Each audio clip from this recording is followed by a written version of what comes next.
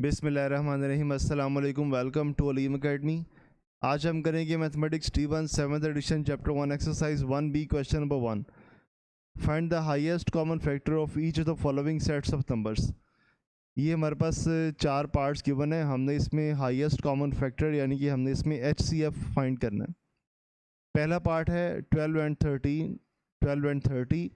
Second part है 84 and 156।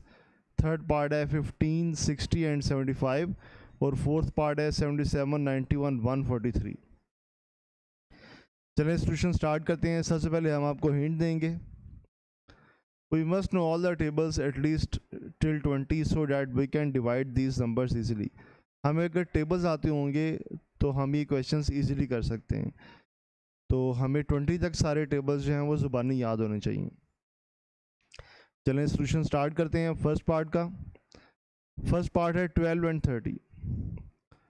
Okay, सबसे पहले आपने इस तरह इसको डिवीजन फॉर्म में लिखना है और आपने दोनों नंबर्स 12 और 30 यहाँ पे लिख देने हैं। जैसे यहाँ पे नज़र आ रहे हैं आपको 12, 30 आपने यहाँ पे लिख देने हैं। अच्छा, इसके बाद आपने इसको किसी भी छोटे नंबर पर या बड़े नंबर पर, किसी भी नंबर पर आप इसको डिवाइड कर सकते हैं। आप चाहें तो डायरेक्टली 6 पर डिवाइड कर दें, आप चाहें तो 2 से स्टार्ट करें, उसके बाद 3 पे जाएं, फिर ऑनवर्ड आप डिवाइड करें। चलिए हम सबसे छोटे नंबर 2 से स्टार्ट करते हैं। ये हम इसलिए कर रहे हैं क्योंकि आगे हमने इसके बाद करना है LCM, और LCM के मेथड में भी हम सबसे छोटे नंबर पे उसको डिवाइड करते हैं। इसलिए अभी से आपको उसी के लिए आपको प्रैक्टिस करवा रहे हैं। अच्छा, तो इसको 2 पे डिवाइड करेंगे। 2 6 12, 2 15 30। ओके, तो अब 6 और 15 जो है वो दोनों किस टेबल में आते हैं? वो है 3 का टेबल। 3 पे डिवाइड करेंगे। 3 2 6, 3 5 15। अच्छा, आप देखें 2 और 5 जो हैं वो किसी भी एक टेबल में नहीं आते।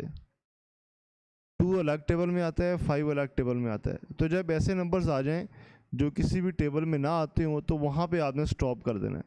यहाँ पर आप स्टॉप करेंगे तो अब जो RCF होगा, RCF ऑफ 12 एंड 30, वो कैसे आएगा कि आपने जो ये नंबर्स हैं ना 2 और 3, आपने इनको मल्टीप्लाई कर देना है।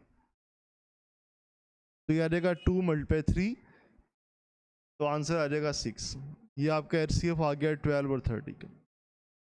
चलिए बी पार्ट करते हैं। 84 एंड 156 सेम प्रोसेस है। 2 पे डिवाइड किया, फिर 2 पे, फिर 3 पे, तो आ गया 7 एंड 13। अब 7 और 13 जो है वो दोनों नंबर किसी भी एक टेबल में नहीं आते, तो आपने बस यहाँ पे इसको स्टॉप कर देना।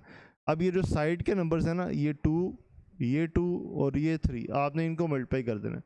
2 2 4, 4 3 12 इसका आंसर आ जाएगा। चलिए नेक्स्ट करते हैं C part. 15 60 and 75 same process है। 15 60 और 75 5 के टेबल में भी आते हैं और 3 के टेबल में भी आते हैं। आप इसको 3 के टेबल में डिवाइड कर दें। 3 पे डिवाइड किया तो 3 5 15, 3 20 60, 3 25 75। फिर 5 के टेबल में डिवाइड किया, 5 1 5 4 5 5।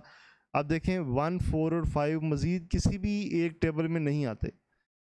1 अलग टेबल में आता है, 4 अलग टेबल में, 5 अलग टेबल में। तो यहाँ पर आपने इसको स्टॉप करना है और ये जो साइड पे नंबर आ रहे हैं लेफ़्ट साइड पे 3 और 5, इनको आपने मल्टीप्लाई कर देना।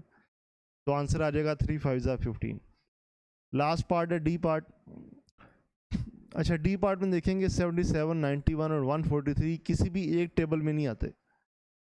ये तीनों नंबर सिर्फ 1 के टेबल में आते हैं।